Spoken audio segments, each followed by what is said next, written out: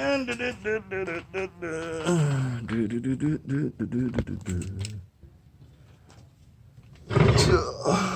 it is. What's left of it. It worked nicely. I'm doing a brake job on this, so next I'll come in here and let's see, can you see in here? Let me see if I can turn on this light. There we go.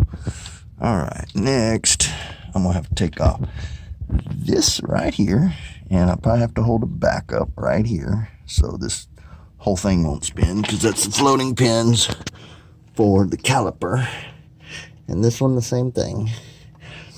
And then once I get those off, the caliper should, whole assembly, just slide right off of here, and I'll come back to it once I get that there.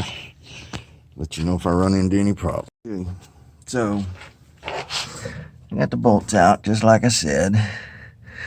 Now the caliper will come off of there. Should be pretty easy. It should just come right off the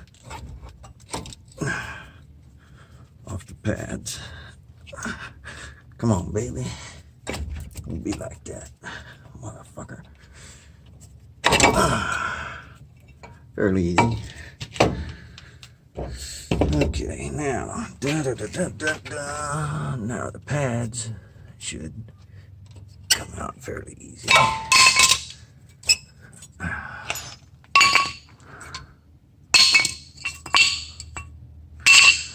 Okay. Now, since I think we're going to get rotors too. The other side was chewed up, and we replaced the rotor on the other side. Haven't even run the truck yet. Obviously, got to do both front brakes first. That's brand new rotor in there, brand new pads. And in my opinion, and I'm OCD perfectionist, it's actually a disease, I think, because it causes me lots of problems. But then again, it saves me lots of headache. Just depends on the situation. But here's my thoughts. Who knows what material that rotor is actually made of, the brand new rotor? Who knows if this is even OEM here? It might be OEM, might be aftermarket. Anyways, blah, blah, blah. What I'm getting at is if these are different materials, the pads could actually grab one side a little bit firmer than the other, or bite in better, or basically make the truck pull slightly to one side or the other if we have mixed materials on the front, you know, old rotor, new rotor. So I'm going to go suggest he go get another new rotor, because he only brought me one yesterday.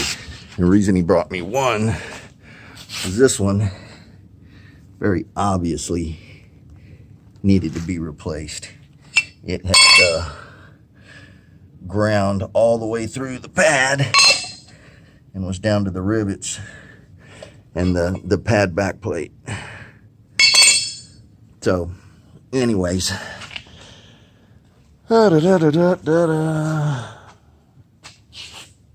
yeah, all right, I'll come back to it in a sec. All right, here we are, back to it. And I already busted these loose. So now that these are busted loose, holding the caliper bracket in place, I'm just gonna finish unscrewing them with my fingers. I don't know what the torques are. You can put them on with the impact, use a 6-point socket, and put some Loctite on them. Really, if you want to do it right, look up the torque spec and torque them. Now that that's out of the way, that's all that holds on the brake rotor. And now we just rotate this baby around here. See, there's my hole in the back. Yeehaw. And keep in mind, something to make note of, especially if you're using a long drill bit. There's a sensor right there.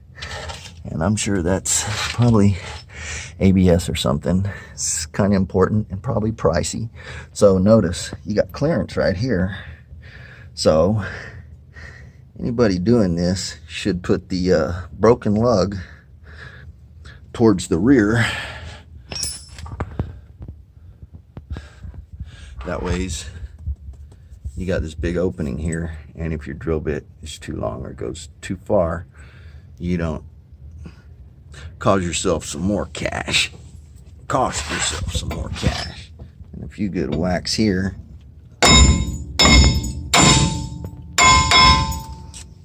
And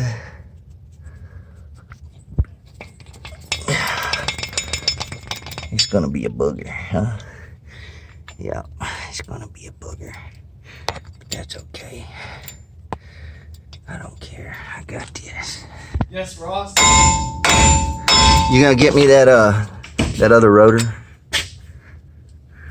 Yeah, I'll go get it for you. Okay. And look, cool. I was centered enough. I didn't oblong the hole at all. So now I got somewhere here a little box with some goodies right here.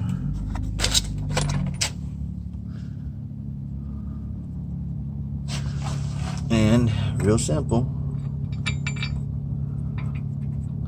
Just put it through the back. Might have to wiggle it around a little, get it to clear this shield back here.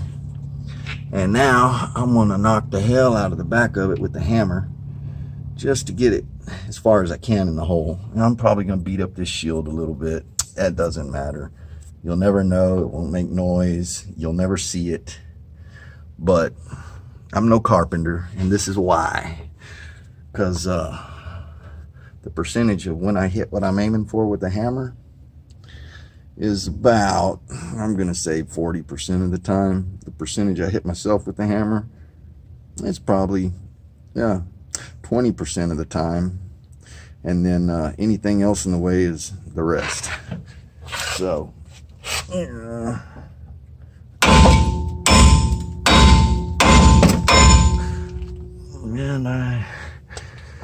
And here's the thing to consider too. Once the wheel's on, and you put the lugs on, and you torque the thing so you don't wind up doing the same shit I'm doing because somebody over tightened everything.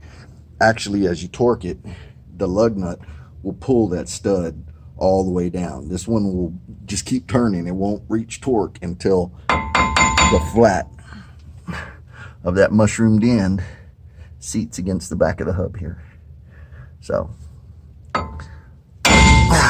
I'm gonna get off this phone so maybe I can hit this thing straight, get it a little further in, and I'll come back with the assembly.